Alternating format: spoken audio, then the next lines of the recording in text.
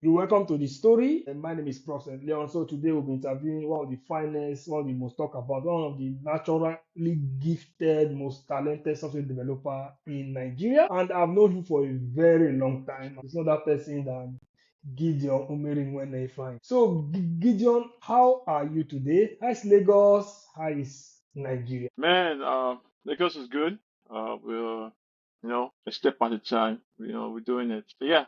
So that's a quick one. A little bit tough, but bless God for provisions. Getting us from step A to step B.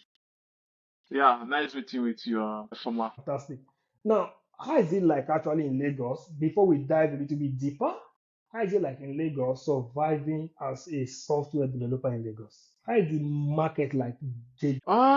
So well, it's very hard to place it because there are different, space or sphere to each. You get. So it depends from the point you're looking at it from. So let's take it from the point where we try to compare the market, right? So like international space. You get. So there's still this level of, some parts these firms need to like really improve on or get to really work on, basically. I think there are still areas with how operations are being managed, how tools are being managed, even standard of working itself, like how certain projects, right, are being like accomplished or completed. So I understand, yes, there's still room for improvement for all of those stuff, right? Because man, the management down to the pay and everything. So it's hard to like really place it. Like you come and say, "Oh, this is not how you do it outside the country." So they'll tell you, "Yeah, go there now." Those kind of things. So it's really hard to place. So, but at the same time, you still want the like the space, the software space in your own community to also grow. So it's like something you really need to like know how to, you know, weigh and measure. Yeah. Fantastic. I met you way back. I met you, I think it should be 2010, 2011, University of Benin in electrical electronics and 2010. engineering. Yeah. 2010, yeah. We started together. So why the switch in career? How did it come about? You started in engineering. In short, allow me land. You started in engineering. At a point, you moved to hardware.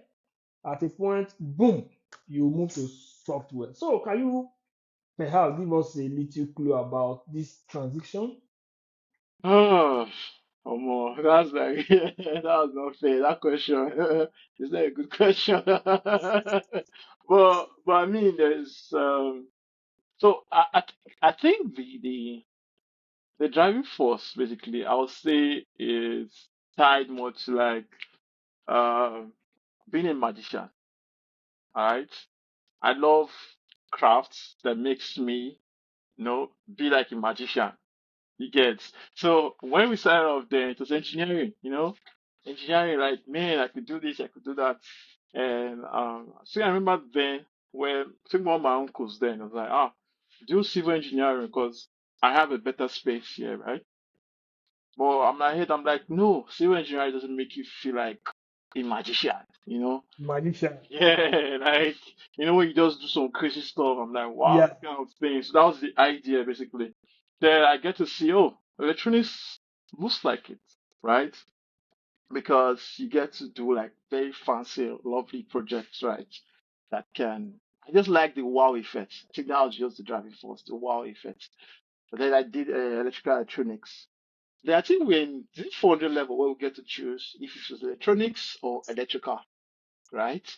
Then No, 500 when we came back from our industrial training, our IT. yeah, something like that. So there you already know what I'm going to choose already. Electronics.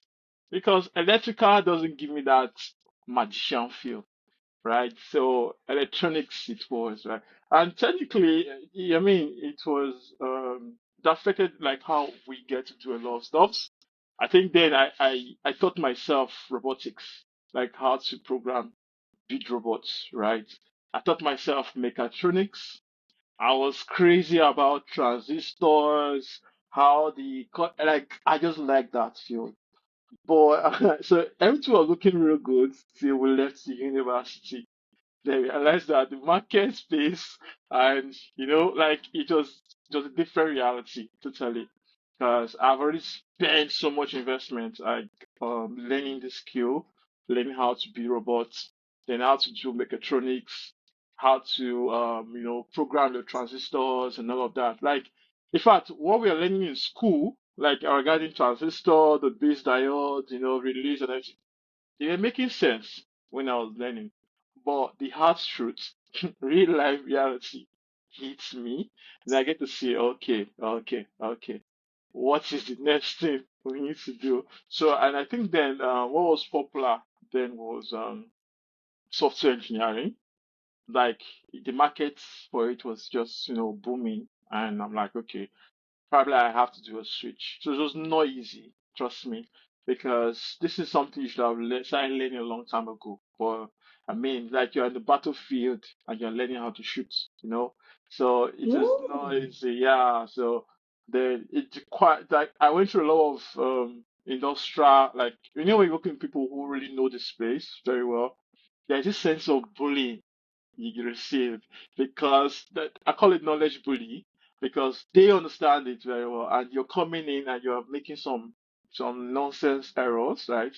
So I mean it was a very hard learning curve, but I knew that that was the only way to survive. So that was I think the market, the passion was like a major driving force.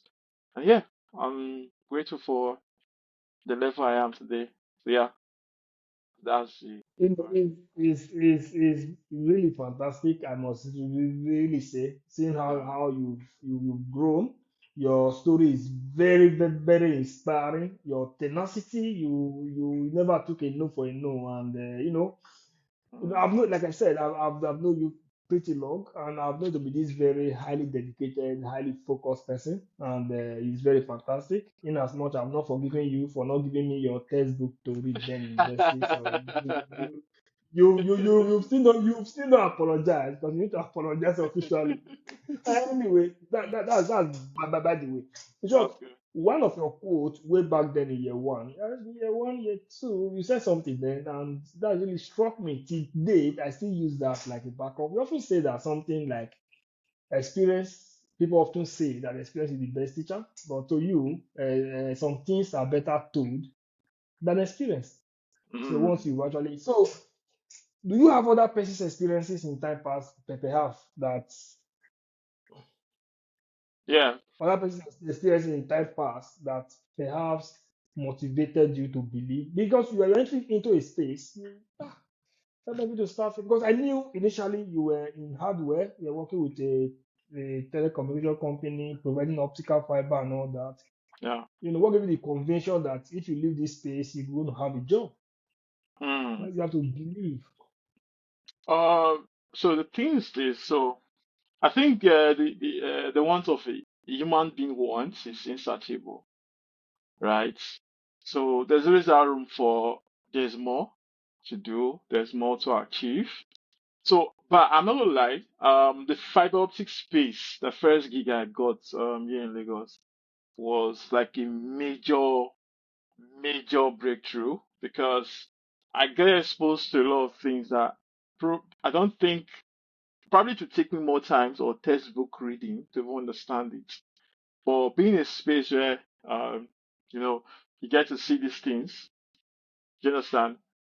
Get to see these things in use. Then I mean I think that was what really pushed me into software because back in school we learned is about IP addresses Yeah, IP addresses, but to me it was just theory.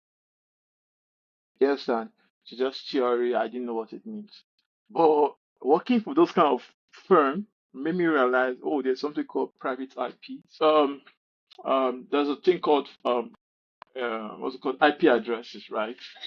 All right. So that really prepared me because most of the things I was doing in the ISP company was more or less some fundamentals you need to survive in the software space. Do you get? Because at some point when I was in the optic side, some processes were just too defined, like A to Z, A to Z. Do you understand? And again, Yeah, I do. yeah, and again, the pay was at some point the pay was a big thing when I came in at first. Like, ah man, this is a big gig, right? But at some point, I'm like, ah, no, this is not it. This is not it. There has to be more. So the force was just going towards software, software, software. So I think one day I just took a course, like I started learning and stuff like that. And surprisingly, I got I think the job I applied for, I was like a principal software engineer. And I was surprised. I was picked by a US guy, although he was based in Lagos at the time.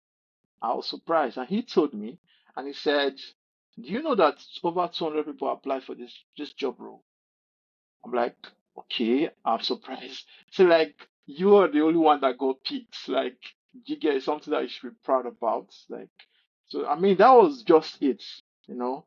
So that gives some sense of okay, like you can survive in this space. Yeah, you have something to offer. I mean, for you to come out top on the first job gig you're applying for, it shows there's room for growth. See, that was just the driving force. And speaking on the area of experience, you mentioned when I said experience, that there are some things you wish they tell you than you experience it. The reason is because um, some, not everybody survive experience. All right, not everybody survive experience. Yeah, like you could go There's through, then you could actually go through something, and that thing, you get what I mean. So it takes a lot for someone to go through something, and then the person survives it and tells you. So it's if you're wise, you listen to that person. All right. that is why Now, people have to listen to the story broadcast where people share their experience. yeah, Fantastic. yeah. So I mean, that's just it. Then you going through that experience, you might not survive it. You get. So that's just the idea. So it's better that you're told than you experience it. So before you experience it, try to look for someone who can teach you that space. Before you start the software journey, try to look for a mentor. That's the idea. Hmm, Before you start your podcast, try to look for you go faster than experience that, then you might not survive it. So that's just it. Yeah. hmm. Let's dive a little bit deeper. Can you remember any time during your early journey in software engineering you were like, damn, who sent me? I will just stay in my optical fiber company. Who sent me? Like maybe earlier days where you need to have a bit sleepless night, you have a project to deliver, you have a group work, things are not clicking. It seems, was there time like that? Yes, very well. So the part people don't talk about is the people talk about people like seeing the fancy side of software, right? The beautiful side, your car, your house, but there's also a dark side to it, right? People don't talk about the lonely nights, the the projects you take that you don't even know how to go about it. Okay, the depression, like it takes a lot to um like it is a lot of mind building, right? To go through some fields, right? Because there are some parts that you got to go through. You need to go through the depression phase. Okay. It's not because you're not smart. It's not because you're not intelligent, right? But there's always those lonely roads you just need to take. Those lonely, long hour of courses you have to study in university. Those projects you have to submit to the lecturer, those parts are lonely most times. And if you can survive all of that, there is usually a bigger side, you know, after this journey. So yeah, at those points in my life, at the time I even told myself, if assuming I learned trading, I followed my uncle to go and learn how to sell and buy. Maybe by now I'd have gone further than I get it for a ball. think that's just it, really. It's a niche. It's actually a niche. Software is my strength. Like, I just like the technical part of it, building stable apps and all that. So, I mean, but I was telling someone one day, like, if I'm not there to teach my kids software, they better not go into software. Like, I don't, I wouldn't wish they go through that thing. It's like, not everybody survives it. That's the truth. Not everybody. Some people are actually very lucky. The first gig they got, boom, right? Um, but I mean, there's always a story to everything. So Yeah. yeah, that's it. That's the thing. Yeah, that's it. Now, based on how far you've come, you are now a senior software developer. You have all the experience. You've met a lot of persons. You've taught a lot of persons. You've created pathway for a lot of persons right now. Now, Mr. A want to become a software developer now. How would you Mm. advise Mr. A? What paths do you think Mr. A should take? How do you think Mr. A should be able to build himself for the market? All right. The first thing first, understand the markets you are in. Okay. That's a very that's so you have passion. Passion is a good thing. You have passion for something, but most times it's good you understand the market you are in. All right.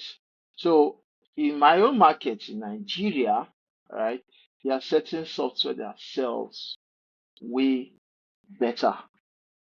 Do you understand? So if you're in Nigeria, Can you don't. you Yeah, speak more into that, please? yeah. So in Nigeria, I want to focus more in JavaScript, Python. All right, Python, JavaScript, and Java. All right, those three markets they sell in Nigeria. Are you get to the point now? So I Yeah, could go to a different space where certain stack sells. You and I know that AI engineering is not really a big thing in Africa. You understand what I'm saying? AI engineering is not a big gig in Nigeria for now.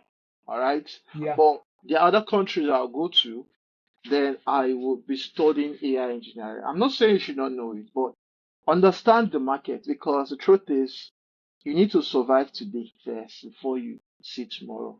So you need something to focus on. So I think that was the thing then. Uh, that also delayed me to some extent because when I started with Python at the time. All right. So there was no much demand at the early times. There was no much demand for it at the time, right? So I'm not saying there's a market now for it, but back then it was not really too, you understand. But I had to switch, all right? I had to switch and learn what? JavaScript. That was how I got the first job I got. But I've been having Python gigs since, but don't, so because the market is small and high number of people are coming in, so your chances of coming in is very low. You get the point now. So I want to go to a place where the market is a little bit large. So even if you're coming in, that your chance of getting in is at least a very good percentage. So there are certain things you need to focus on. So if I'm the US or I'm the UK, I want to study the market and say, okay, what is in demand? All right. Then you focus. I think that's just the idea about it. And the hardest part for most people is switching. I think it's something you need to learn. You need to learn because you being adaptive to your environment is a major characteristics of you as a human being. All right. So Yeah. if I'm somewhere and there's fire, all right, it's only courtesy for me to change or change location because where I am at the moment is not um, good. So I'm not saying that a particular niche is not productive. I'm talking for you that is starting. All right, it's different from where you're already established in that field. You get where I'm coming from. So these are things you just need to look on. So that you don't waste resources on something that will not yield things. Mm. Yes, because I imagine that I spent millions learning AI engineering, and I'm not planning of going to another country. I want to work here. It's a good thing, but the market, I guess what I'm saying now. So there are things you just need to know how to well so you survive. Survivor is something like survivor is another skill in itself. So I think that's the idea. So yeah, Now, so yeah. let's look. Let me ask this question: how saturated is the tech space in Nigeria, in Lagos, for example? How saturated is it? Sometimes I feel in my heart that it seems it's saturated. It seems I can't really differentiate it. Is it saturated? Let me ask you: is the market in Lagos saturated? Is it we have a whole lot of tech guys now? Is the market saturated? The market is not. So it looks like it is, but it is not. So there are many software developers, but there are few good software developers. Hmm. All right, yes. So that's the thing. You can see I'm not trying to backshade anybody. Like Yeah, yes, I don't come from me. I But understand. I but understand, man.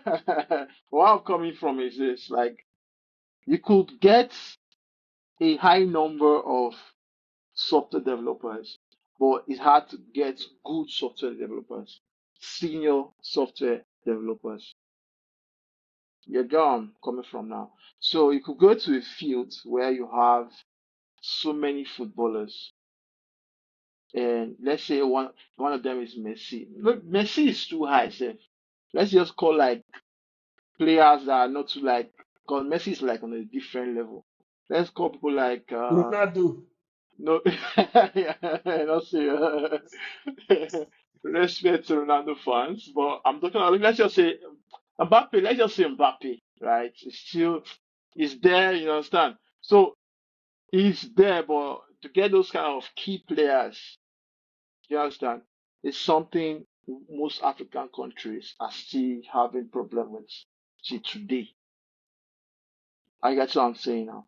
It's still hard. So you could come to a company and have like 20 software developers, but their seniors they are probably just two. Before I forget, let me drop this in.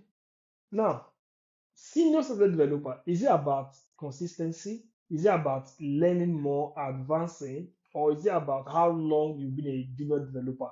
What makes you a senior software developer? So that question is a very, very debatable topic. Like, what makes you a junior developer? What makes you a senior, right?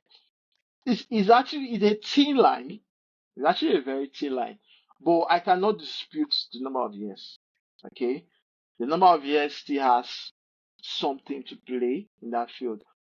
But, but, so the summary of this is that a senior person is someone who have experienced something way more number of times for him to guide you.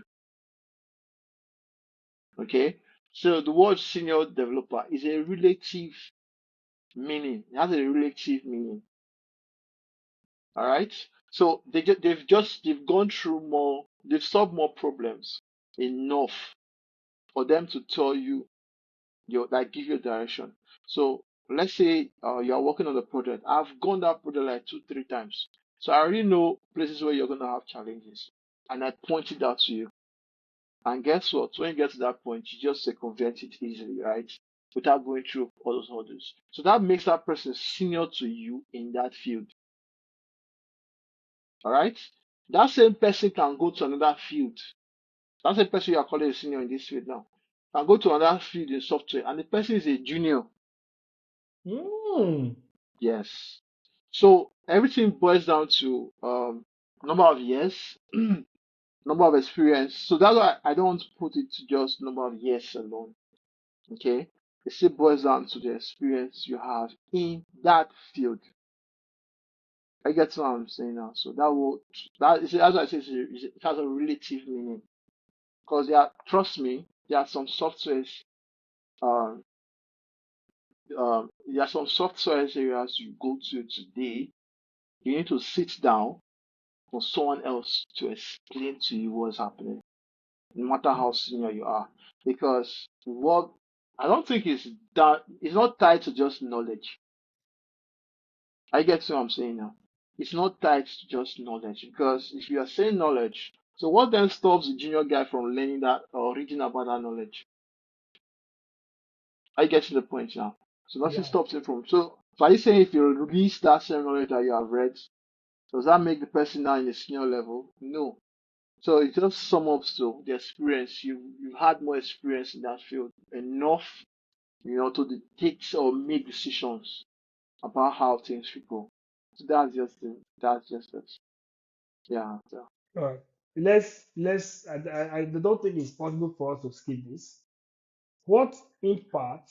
Because I can relate when you started coding some years ago. How you used to at least a lot of typings and all that. What impact today has ChatGPT played in software developing or for the junior set software developers? Has it made them a bit lazier or made them learn faster? What are the demerits and the merit sides for new and old software developers while using ChatGPT? Okay. That's still another topic on its own, right? Um, Using the words. So if you say makes the software guy lazy, Or ah, smarter? Anyway, yeah, lazier, yeah. smarter, Okay, okay. anyone. So I'll prefer I use words faster and smarter. Okay, because if you don't really understand what he's doing, so uh, okay, let me just create this. Is software is software developers going to is ChatGPT going to take certain jobs from people? Yes, it will definitely take jobs from people, right? But guess what? It creates new opportunities. All right. So just like back in the days, the Iron Age, the Stone Age, when those things came, it takes jobs from some persons, right? But it created more opportunities. Opportunities that you didn't, Absolutely. yeah, opportunities that you didn't even believe were possible, right, in the past. So I think that's just it. But except if for people who are taking the ChatGPT in the wrong way, okay. Do you know that? Do you know that the knowledge you know affects the kind of question you ask ChatGPT? Yeah. Do you understand what I'm saying? Like your knowledge base already affects the kind of question. In fact, it determines the kind of question you ask, right? So if you go to my ChatGPT now, probably the chat records, they are all software based. They are all related to code or trying to solve one problem or doing research about something. Do you get where I'm coming from? So you can't say, yes, I'm learning, of course, which is a normal thing. All right. But it still boils down to me already knowing certain things. Okay. Because trust me, a farmer can't just come here now and say, pick it up and try to do what I'm doing. No. Absolutely.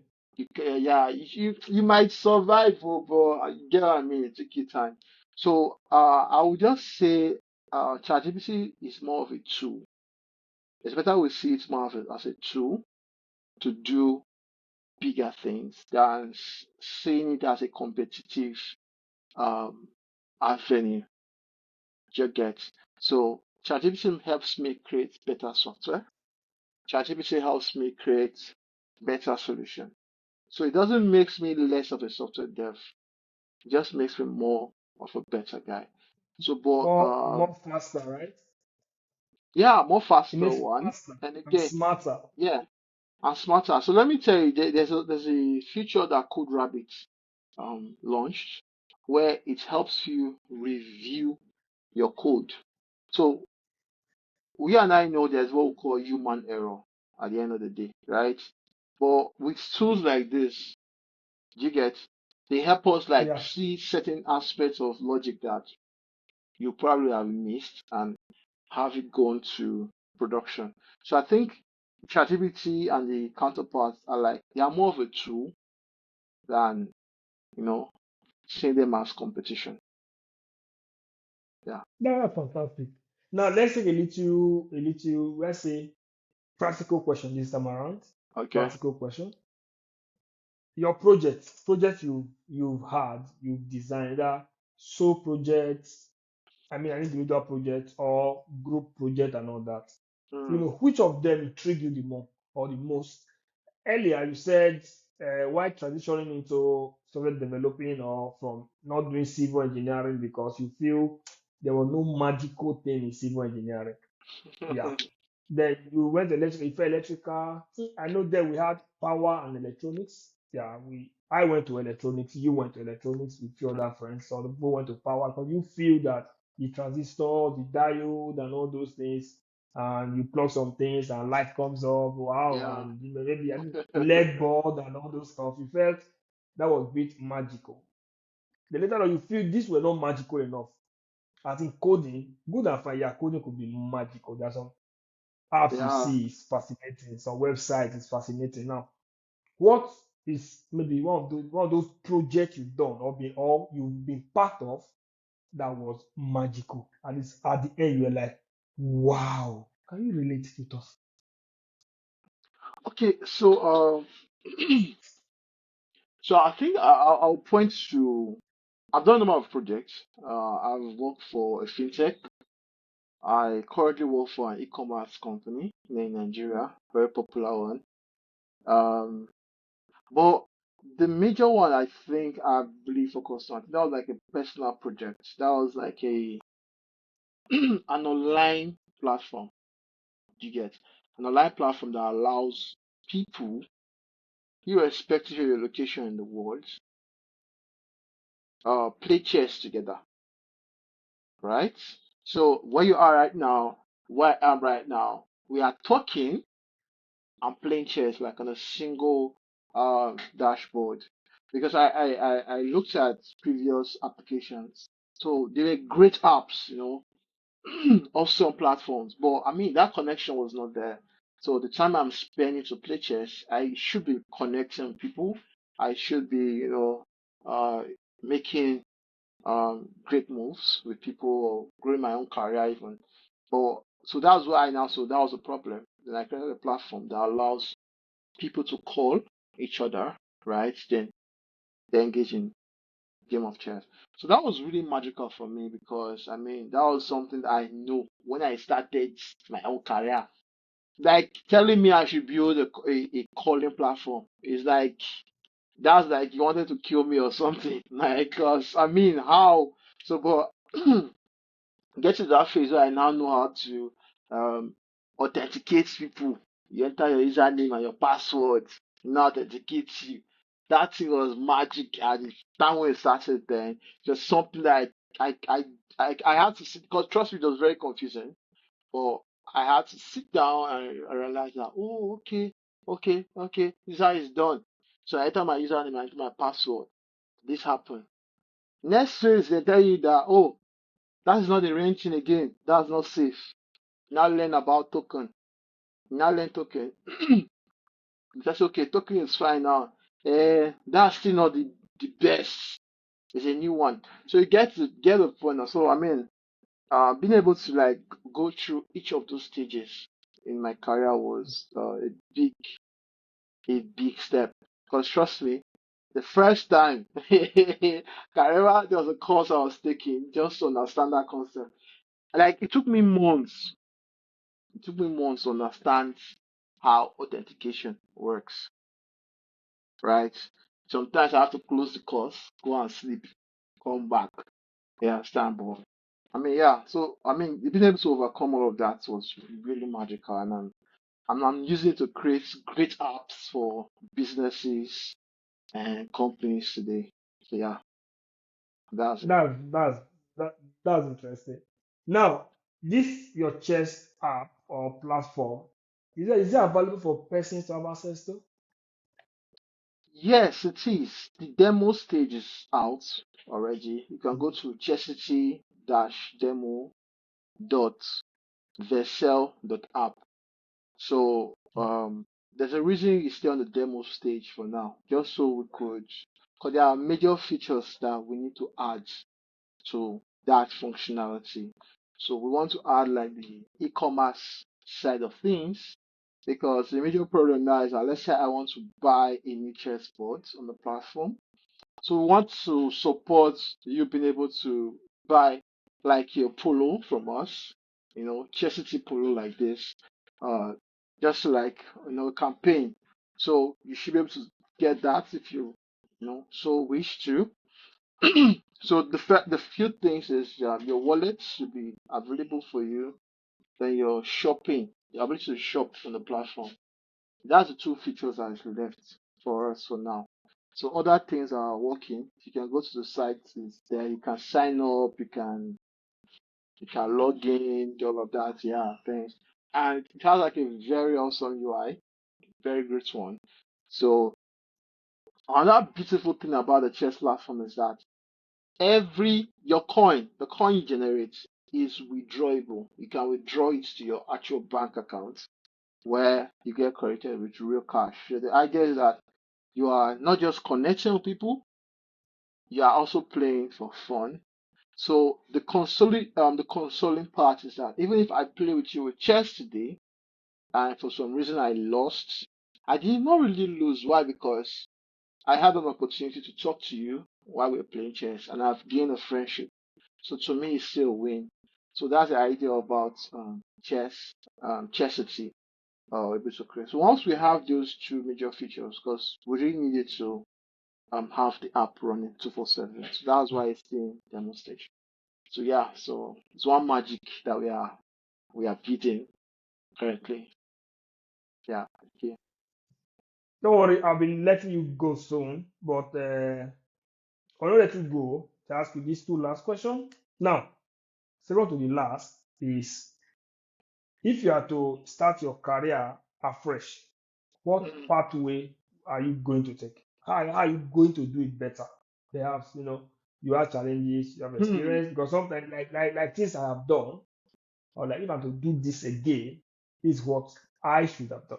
This is how I should have done it. Perhaps that would have saved me from maybe Yeah. stress, time, mistakes, and all that. So what would you have done better Uh, to save so time? so so what I would have done better to have a better career is that I would have I would have Look, connected with. your career is already fantastic. I don't think No, if your career is better than this, then you are going to no. program the whole thing out of this position. So So I guess it's right. So I mean, what I'm saying, why I say that is that for me to have gone faster, right? Because I went through a lot of hurdles, right, to get to certain stage, like a lot of hurdles, a lot of But I mean, so the thing I think I would have done back then is that I would have made more friends.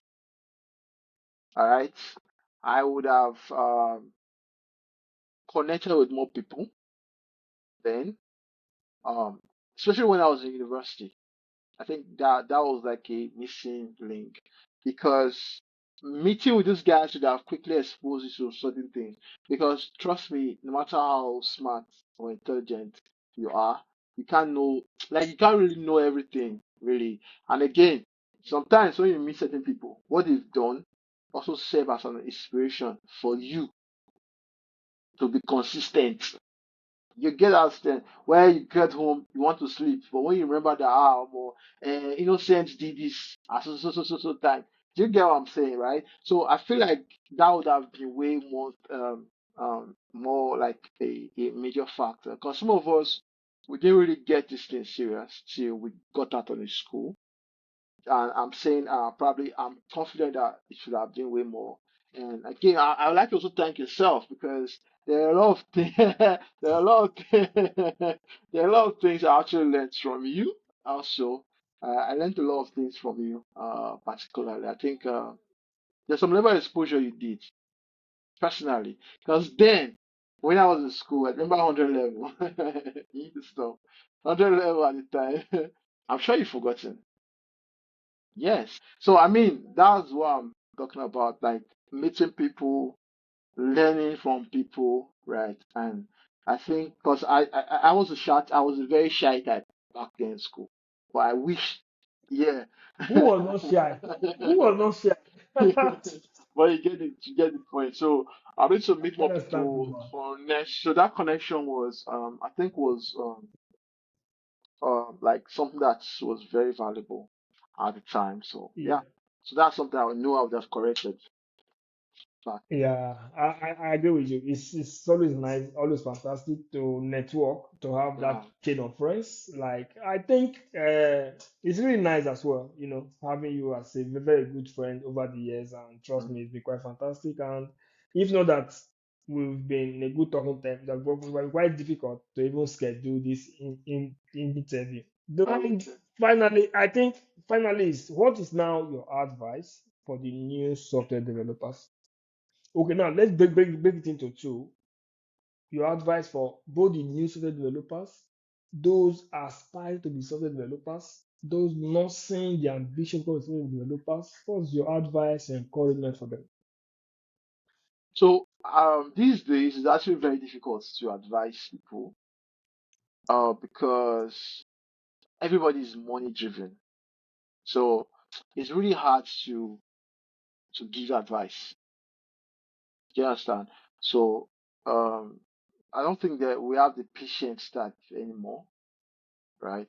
But if you are the patience type,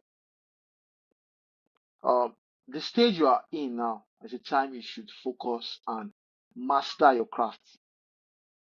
Okay, master your craft, because when you are in here then you don't have that time again to learn. So there will be time for you to learn, but trust me, like you'll be fighting for your own self to relax or like to gain your mental self right. For that time to go and be learning, right, you might not be opportune. Not everybody's opportune to have that time to learn. It's like war front. You get. So take that time you have now. Take a project. Don't go and do calculator project. Oh, no. Don't do calculator. Do one UI. You think no, don't do this one. Take serious project. You could say, okay, you know what? I want to build a fintech app, right? Or I want to build an e-commerce platform. Ask questions, meet people. How does it even work? How does Jumia work? Yeah. How does these big guys operate? Because at the end of the day, everything is just ones and zeros. According to my lecturer, everything is ones and zeros. At the end of the day, everything is plus one, plus two. So I mean, I feel like people are very smart, but the things that people easily get distracted, right, from direction. So if you have that focus, you go far. Just sit down, master your craft. Because when you are in here, it's not a time to start learning. Trust me. They will even give you the course to learn. They will give you, but you can't learn it. It's a mental thing. You can't because Yeah, you have deadlines to meet. You have someone's on your neck. Do you understand what I'm saying? Someone's on your neck to do this. Even the small 1 day off that you have, it will take the special grace of God for you to like, okay, you know what? I want to sit down and learn a course. And trust me, for you to understand, I'm talking from experience, for you to actually understand a 2 hours course, hmm, you yeah, need about 4 to 5 days. Let's not over exaggerate it. 4 days. yeah, Yes. Because you, except if you are the planter, I don't think I'm a very fast learner. I'm yeah. very I know. fast. I'm a very fast learner. But despite I'm a fast guy, it takes me up to about 7 days to learn a new skill or learn a new course. Like you could see, um, let's say a 3 hour course, and I'm spending like 6, 7 days to learn a 3 hour course. I'm not talking about Yeah, I'm not talking about learning. No, I'm talking about learning it, practicalizing it, making sure you understand it. I guess what I'm saying. Making sure you yeah, understand it. So that's also you need that time, and that time is something you might not have. So yeah, that's just it. yeah. Yeah. I agree with you. Even the person that is even teaching or explaining a course of 3 hours is compressing his knowledge of like 2, 3, 4 years. Yes. Exactly. Exactly. So there's no how you're going to have his knowledge of 2, 3, 4 years in 3 hours. Yeah, So exactly. it's obviously take a lot of time, and that's fantastic, Gideon. And okay, fantastic. You Yeah. back again. So thanks more for your time, man. It's very inspiring and it's amazing, catching up with you, being present and on our invitation to be here with us at the story. Thank you so much, and we sincerely appreciate. Okay, thanks. Now we wish you the very best in your career, in your endeavors, and wish you the very, very, very best. Okay, see you, man. Yeah, Thank you cheers. very much. Thank you very All right, much. don't leave.